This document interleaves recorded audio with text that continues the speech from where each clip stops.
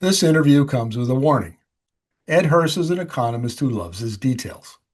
Wading through his explanations is a bit daunting sometimes, but bear with him on this one. It's about power grids and markets. As the Government of Canada sets out to build a national power grid, there will likely be some kind of a market structure so the provinces can easily trade electricity back and forth. Well designed markets can work very well, but as Alberta illustrates, poorly designed markets lead to high prices. Ed's prescription for fixing existing bad power markets and creating new good ones is to not double down on a laissez-faire approach, but for governments and regulators to build markets that actually work. This interview also includes Ed's thoughts on breaking up electric utility monopolies and President Donald Trump's inexplicable decision to postpone the retirement of an old coal plant that everyone, including the owner and the regulator, wanted closed only days before it was set to go out of service. The lesson here is don't let politicians make dumb decisions that make no sense and cost someone, usually taxpayers, a wad of cash. Take heed, Canada. Welcome to the interview, Ed. Glad to be here, Markham. We're going to talk about market design in US electricity markets, and we want to start with the story that came out of Michigan last week. Energy Secretary Chris Wright issued an executive order, an emergency order to keep an old coal plant running that nobody asked for. He maybe was responding to some Republicans at the Senate state level, and now the system operator is scratching its head, and the owner of the utility is scratching its head. And is this not an example of how markets should not work with political interference? Well, that's significant overreach. The Department of Energy really has no reach into electricity markets. Simply mandating that a non-economic power plant stay open is not going to work without, of course, side payments to keep it open. The federal government is making side payments to the owner of Diablo Canyon, the nuclear power plant that's open in California. We'll note the only one that's been built on an active fault line. So, I mean, even Secretary Wright can't stop the owner of the power company, power plant from declaring bankruptcy and closing. In this particular case, this is I think the plant opened in like 1962. It's long past its retirement age, and they announced in 2021 that they would retire it. So there's been 4 years of gradual shutdown. Staff has been moved to other operations, other generation facilities. They've they stopped stockpiling coal. And now they are required to stay open till August 21st. Where are they going to get coal? Where are they going to get workers? Where are they? I mean, this kind of capricious intervention by policymakers is an example of why markets can be so dysfunctional. Well, it's not a market solution, first of all. This is a fiat decision, but it is also a hallmark of the Trump administration that people speak without really understanding what the ramifications are.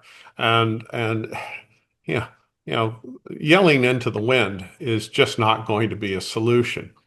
Um, there are a number of plants that have been closed down across America over the last dozen years.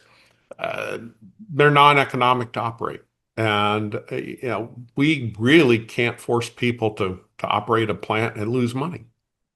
I guess in this case, the system operator, the MISO, had said publicly, look, yes, we have record demand, and we expect the summer peak to be quite high, but we have ample reserve, and we're going to be okay. It's no problem. So the operator itself, the system operator itself, is saying, "Hey, man, we got everything under control." And apparently, Trump was responding to some Republican senators in Michigan who had been, expressing concern about blackouts and brownouts and so on. And it's not like there is a process involved here. It's one phone call to another phone, and it's done. And something of this magnitude changes. And is this surely before Donald Trump? This was not happening on a regular basis. No, it wasn't happening on a regular basis, but what we did see was it was happening in isolation. So the state of New York made side payments to the owner of two nuclear power plants in upstate New York to keep them on the grid. The state of Connecticut approved a higher than average price to be paid to the owners of the Millstone nuclear power station. Diablo Canyon, as I mentioned earlier, in California. Ohio had the side payments to keep the nuclear power plants open, but that also involved bribing the Speaker of the House of Representatives in Ohio, and a number of people are going to prison for that bribery. But even in Texas, CPS, a city-owned utility for San Antonio, was closing down two old gas plants. And ERCOT, who is perhaps in much worse shape than the Mid-Continent Independent System Operator, MISO, is making side payments to keep those two power plants up and operational, plus a 10% profit margin. So a guaranteed rate of return really is an outcome of a so-called deregulated market. Okay, Ed, you've got some ideas here for how to fix, sort of redesign markets in the United States so they work. And one of them is avoid carve-outs and loopholes and take these kind of political decisions out of the system. Another one is to make data public in real time. Why is that important? Well, the only folks who see the data in public are the power plant operators and the commodities traders. So, there's an argument that the data are available, but you and I, for example, can't see what's going on in ERCOT and who's buying the positions and putting the positions on. And so this is the province of hedge funds and traders at a gas desk or electricity desk. We don't have full transparency. And, for it to be a competitive market, one of the hallmarks of a competitive market is transparency and public information on everything. We have not done that, and we don't do that well. So ERCOT is the system operator in Texas, and Texas is installing an enormous amount of solar at the moment, and it has a lot of wind. I think, in fact, it's leading the country in renewable in Leading the country in utility scale solar and utility scale wind. right. What I wanted to ask was there's a move, and the Department of Energy was under when Jigger Shaw was there, was a big proponent of virtual power plants. So essentially, these are aggregators who go into, let's just say, sake of argument, a neighborhood, and they sign up all the folks who have solar panels on their roof, and they aggregate all of that demand, and then they put it into the system, into the grid, at a time when they would make the most money. It's a form of arbitrage. And the argument is that these guys can play a big role in stabilizing the grid and providing power when it's really needed. And how could they do that if they don't have access to the data that these other individuals have? There are a bunch of problems with this whole virtual power plant regime, and the Trump administration just withdrew the loan guarantees that Mr. Shaw had issued to Sonova, a company that is, excuse me, having some real issues. It was run by an Enron alum, and they were its market valuations have been dropping dramatically over the last 4 years. The challenge for that company is they went out and they signed up a lot of people for rooftop solar who had no way of participating, buying it. And some of the complaints with the state attorney general's office are, grandpa's had dementia the last 5 years. He didn't know what he was signing if he signed it at all. So the virtual power plants really just don't require solar. I can do, and many companies are doing a virtual power plant with the idea that I can just dial back your consumption for a hot afternoon, and I can sell that back to the grid at a markup. Now, that's the transaction that has been offered the cryptocurrency miners for several years here. Many of them have made hundreds of millions of dollars selling back their allocated electricity back to ERCOT when prices are high. Texans have had this opportunity for more than 15 years. We all have smart meters. I mean, if you miss a payment, if your credit card on auto pay, you forget to update it, your power goes off. And dial right in, punch it up on your phone on the internet, and your power will be back on in less than 30 seconds. We have that ability to be paid to switch off. California exercised that in 2022, and they actually did not pay the consumers to opt out of the market that afternoon. What these folks are doing, Generac in particular, the home generators, say powered by propane or the local natural gas supply. What they were trying to do last year is put together a virtual power plant whereby they would turn off your home generate, excuse me, turn off your connection to the grid and then turn on your home generator so that you could use, quote, cheap natural gas to power your home and help save the grid. So Generac was going to use your capital to market a service back to ERCOT at a tremendous markup, and there was no sharing, if you will, of the profits that would be available. And keep in mind, the price in ERCOT can swing from, say, minus a penny a kilowatt hour to as much as $5 a kilowatt hour. A huge swing. So if I understand you correctly, there's all sorts of things happening in the market. And in order to sort all this out, everybody has to have access to the data. It has to be transparent and public for everybody.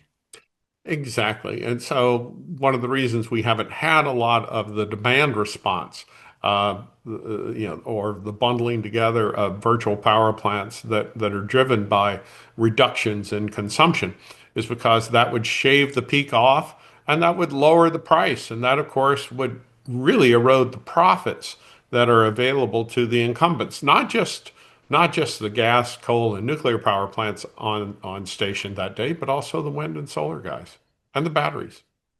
Okay, speaking of that, you argue for paying for capacity and resilience.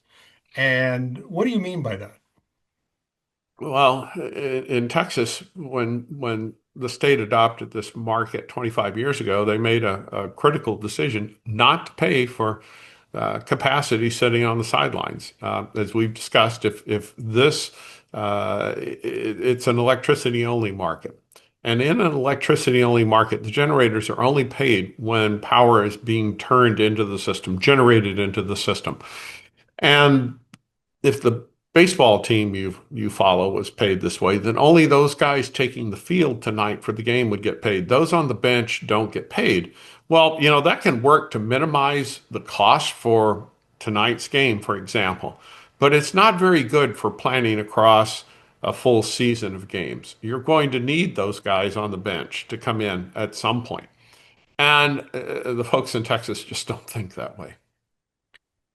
Um, we've seen other markets adopt a capacity market. In fact, there's some in the US, if I'm not mistaken. And is that, let me back up.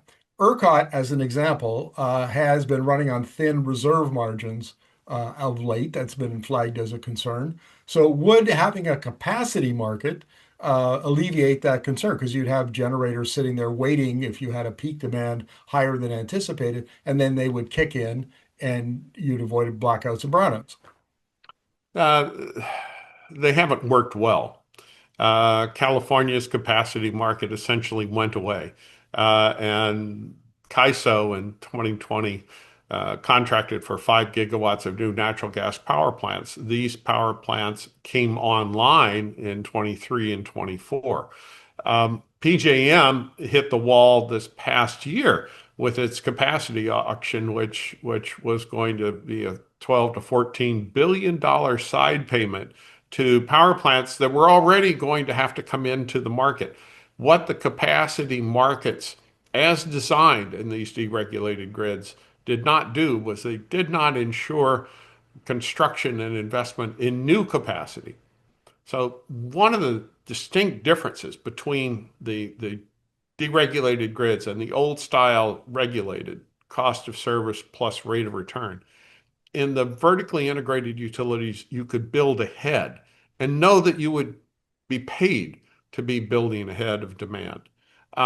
With these deregulated grids, which are compensated electricity only day by day, minute by minute, there is no profit to planning ahead to build and add more capacity because in effect, if you do, you make sure the price stays down. That's not in your interest. And every owner of a power plant has played poker. They've read John Nash's theorems. They know that they can act collusively, but do so without obvious collaboration. I mean, why build billions of dollars worth of power plants just to lose money?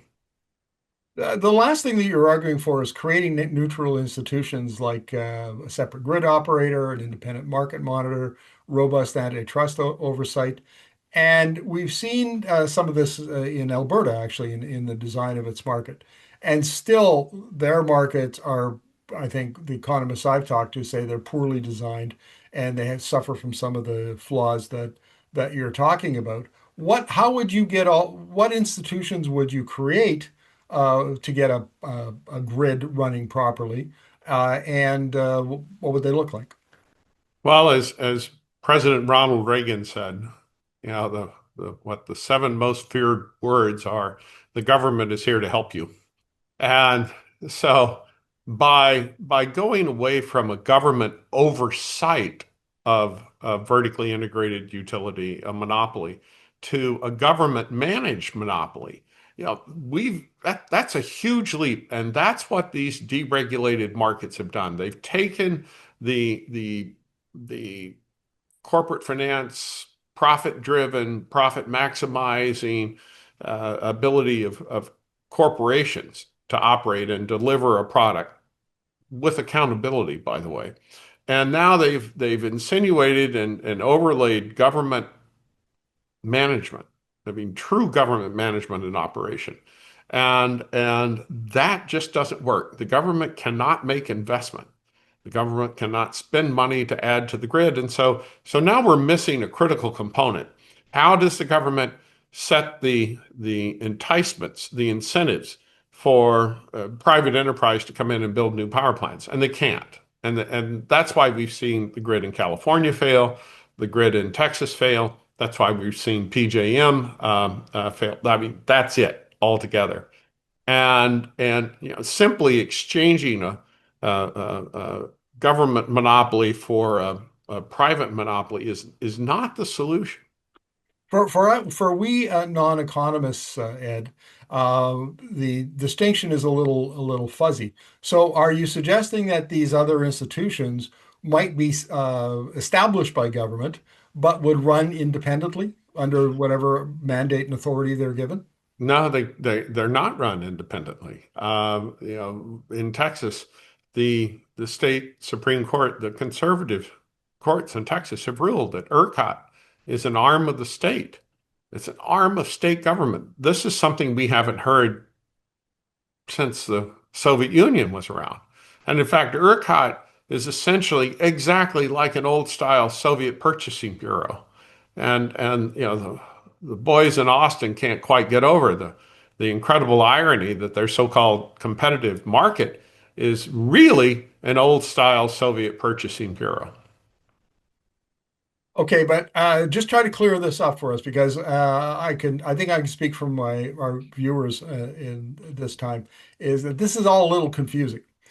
And try to break it down really simply, like this idea of government managed versus government owned, or In it's a little fuzzy. in we have the regulatory compact. So the consumer employs government to watch out for us in these types of situations. Electricity is a natural monopoly. We don't have more than one wire coming into the house. And so, as a matter of public interest, we want to make sure we're not price gouged. We want to make sure that we have reliable supplies of electricity. And the old style vertically integrated utility from the days of Westinghouse and Edison. They own the generation, the transmission, the local distribution. They got it to the home, to the business.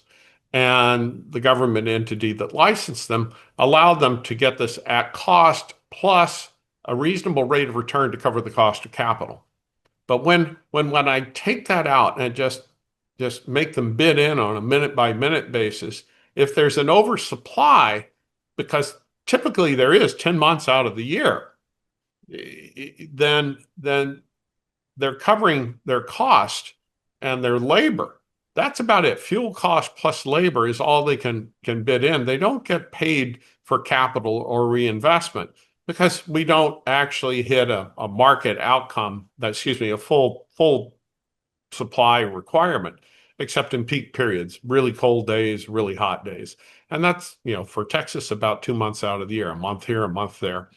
Um, and so what we had for say 8 of the 10 years prior to the winter freeze in 2021, the Texas state economy grew from 1.25 trillion to 1.99 trillion.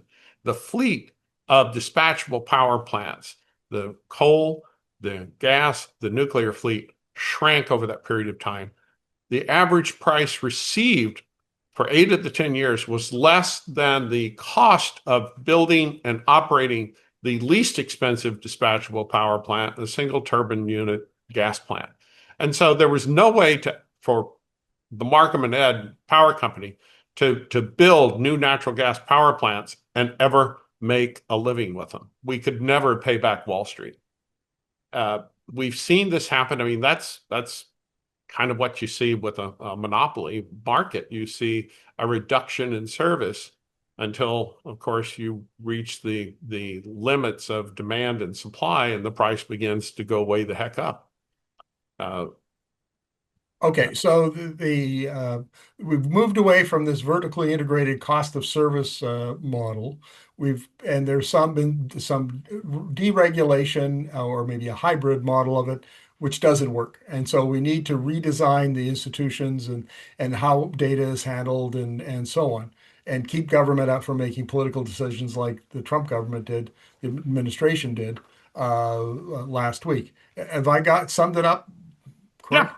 you're working along, and of course, if when you reach the period like we have in Texas, where supply is not enough to cover demand on some days, and the price goes to $5 a kilowatt hour, I mean, that's a lot of money.